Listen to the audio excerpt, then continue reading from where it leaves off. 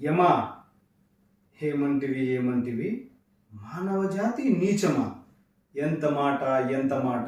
వైతరిని వరకు వెంటాడి వేధించి ముప్పతింపులు పెట్టి మీ ధర్మసూత్రములు సైతం మంట కలిపి తమ పతి ప్రాణములు దక్కించుకున్న నారేమని సావిత్రిదే జాతి, మా నవజాతి.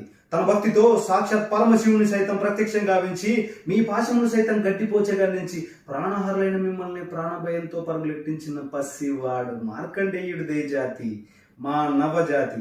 నీచమన్న మా జాతి మూలమున ఏనాడో అప్రతిష్ట మూట కట్టుకున్న మీరు మమ్మ అవహేళన చేయుటయా? ఎంత అజ్ఞానం, ఎంత వివేకం, ఎంత కుసంస్కారము!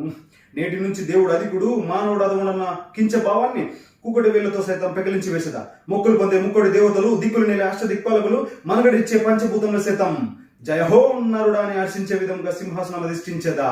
సువర్ణమణిమయ రత్న గజితాలంకృతమైన సభా మందిరమున అకుంఠిత సేవ దక్ష పరివార సమూహ మాధ్యమున భూతుల పరిరక్షణ ధర్మనిలయమైన ఈ ఔరవమున సర్వదా శతద సహస్రద పాప పంకిలమైన కూళ్ళ మత జాతి కూపమును సమూలంగా శాశ్వతంగా ప్రక్షాళన గావించేదా. Any doubts?